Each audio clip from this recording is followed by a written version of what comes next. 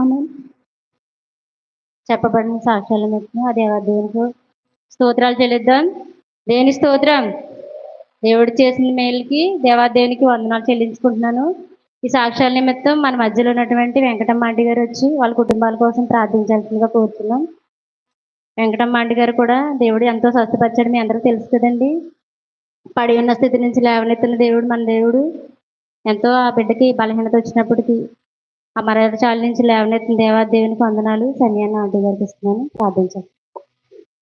దేవుడు కొన్నవాడండి, పాస్టర్ గారు కొన్నవాడు. కూడి వచ్చిన మీ అందరికీ వందనాలండి. మన కుటుంబానికి అందరికీ వందనాలండి. మా సాక్ష్యం నేను చెప్పక్కర్లేదు, చెప్పకుండా చాలా మంది తెలుసండి. ఎవరికో తెలియకపోవచ్చు కానీ అందరికీ తెలుసండి. ముందు జనవరిలో 4న మా ఆయన పడిపోయాడు, ఫిబ్రవరి 10 నేను పడిపోయాను. చాలా ప్రాబ్లం అయ్యాం కదండి. ఏ రోజు ఇబ్బంది అనేది లేకుండా అలాగే దేవుడు అలా గడుపుతూ ఉన్నాడండి. కొద్ది రోజులు అవ్వగా 4 నెలల తర్వాత మా గణేష్ మొన్న మార్చిలోని అన్నాడు, ఏ రోజైనా నేను డబ్బులు అడుగుతానేమో చూస్తున్నాడండి. అంటే మాకు ఇంచుమించు నెల వచ్చినప్పటికి 45,000 కావాలండి నాకు. అంటే ఖర్చులకి, సీట్లకి, వడ్డీకి అన్నిటికీ 45 కావాలంటే ఆడు 20 ఇస్తాడండి. ప్రతి సంవత్సరం నేను ఒక 20,000 ఆడికాడ తీసుకుంటున్నాను.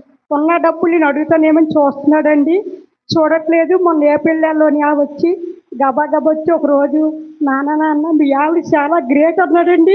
గ్రేట్ అన్నాడంటే నీ బతకడానికి అన్నాడేమో నేను అనుకున్నానండి. కాదు, డబ్బులు ఎక్కడ తెస్తున్నావు, ఏం చేస్తున్నావు, అప్పులు ఎందుకడండి. నేను ఎక్కడ అప్పులు తేలేదని చెప్పానండి. సీట్లు ఎలా కడతాను, వడ్డీలు ఎలా కడతాను అడిగాడండి.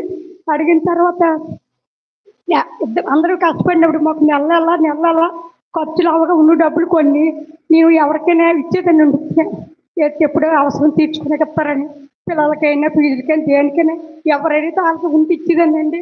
ఆ డబ్బులన్నీ నేను పడిపోయిన తర్వాత ఒక్కొక్కరు ఇచ్చేవారండి. ఇప్పుడు వరకైతే మా సొంతం ఎంతో మంది అంజులు అన్నారండి, వీళ్ళు ఏ పాపం చేశారు, వీళ్ళు ఇలా అయిపోయారు అన్నారండి. అంటే అందులో నేను దేవుడి మీద భారం వేసి ఉన్నాను. అలాంటి ఆ అంజులే మీ దేవుడు చాలా గొప్పవాడని అంజులే సాక్షి ఇచ్చారండి. ఈ రోజుకొచ్చి డబ్బులు ఇస్తామంటే ఎవరిని వద్దు అంటున్నావు, నువ్వు ఎక్కడ అప్పులు చేస్తున్నావు అంటున్నారండి. నాకు బాగోలేదు. మాత్రం మా చెల్లి కూడా 2 లక్షలు అప్పు చేశారండి. ఆ 2 లక్షల అప్పు కూడా ఈ నెల తీర్చామండి. సీటు పాడేసి దేవుడు మాకు చాలా సాయం చేసి ఒక్కళ్ళ కాడ కూడా మీరు కూడా అప్పు తీసుకోలేదండి. అలాగే నేను ఇచ్చి ఉన్నారు కదండి, అప్పుడప్పుడు అలా ఈ అవసరాలు పెట్టి మేము అడగకుండానే తెచ్చి ఇదిగో అయ్యో వెంకటమ్మకి ఇవ్వాలని తెచ్చి ఇచ్చేస్తున్నారండి. ఇవ్వాల్సిన వాళ్ళందరూ ఈ రోజు వరకు ఎవరికాడ నేను రూపాయి అప్పు చేయలేదండి. నెలకి మా అబ్బాయి 20,000 ఇవ్వగా నాకు అక్కడ 25,000 కావాలండి. ఈ 25,000 కూడా దేవుడి సహాయంగా దేవుడే ఇచ్చాడు అనుకుంటున్నానండి. మన కాడ ఉన్నప్పుడు మన ఖర్చు అవగా ఉన్నది ఎవరికైనా ఇచ్చుకుంటే మంచి అని నాకు ఇప్పుడు తెలిసిందండి. ఈ చిన్న సాక్ష్యం దేవుడు దీవించిన గాక. ఆమె మనకి ఎగస్ట్రా ఎప్పుడు ఎవరికి ఉన్నా ఎవరికి ఇచ్చినా ఆపత్కాలం మంది ఆదుకుంటారండి. ఆ విషయం నాకు ఇప్పుడే తెలిసిందండి. మేము ఎంత ఆపదలో ఉన్నామో మాకు అడగకుండానే ఇస్తున్నారు.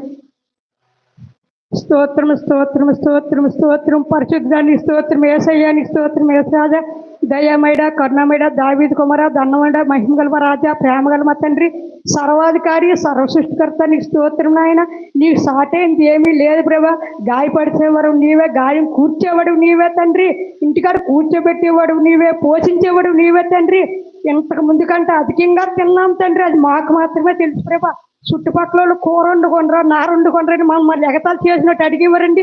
ఇన్నాళ్ళైతే ఒకటే వండుకుండేవారు, ఇప్పుడు 2 తింటాను అనేవారు అండి. అన్ని కొలది వాళ్ళే సాక్షి ఇస్తున్నారండి. నా కోసం ఎంత చెప్పినా తక్కువని అన్నిలే సాక్షి ఇస్తున్నారండి. ఏదో రోజు ప్రార్థన పెట్టుకొని భద్రంగా పెట్టాలని అనుకుంటాము.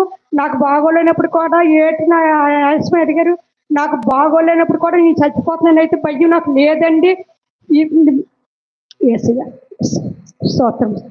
అప్పుడైతే నాకు ఒకే ఆశ అండి, గణేష్కి పెళ్ళి అవ్వాలని ఆశపడ్డాను. ఆ ఆశ దేవుడు తీరుస్తున్నాడు త్వరలోనే. మీరు అందరూ ప్రార్థన చేయండి. చిన్న సాక్ష్యం దేవుడు దీవించింది కాక. ఆమె దేవుని స్తోత్రం. హల్లెలూయా. ఈ సమయంలో అందరూ లేచి నిలబడినట్లయితే ఆరాధన చేసుకుందాం దేవాదేవునికి. మన మధ్యలో ఉన్నటువంటి కుమార్ ఆంటీ గారు, వెంకటమ్మ ఆంటీ గారు, శాంతి, నేను పిలిచిన వాళ్ళందరూ ఆరాధన నడిపించడానికి రావాలని కోరుతున్నాను. దేవిశ్రీ, జయశ్రీ, శాంతి, మరియోదిన జ్యోతి గారు, సత్యవతమ్మ ఆంటీ, నిర్మలాంటి గారు, పుష్పాంటి గారు, నాగమణి గారు, అనుష, జ్యోతి, సంధ్య, పద్మాంటి గారు, కుసుమాంటి గారు, నేను పిలిచిన వాళ్ళందరూ ఆరాధన నడిపించడానికి రండి. ఆ దేవాదేవిని ఆరాధిద్దాం ఈ సమయంలో.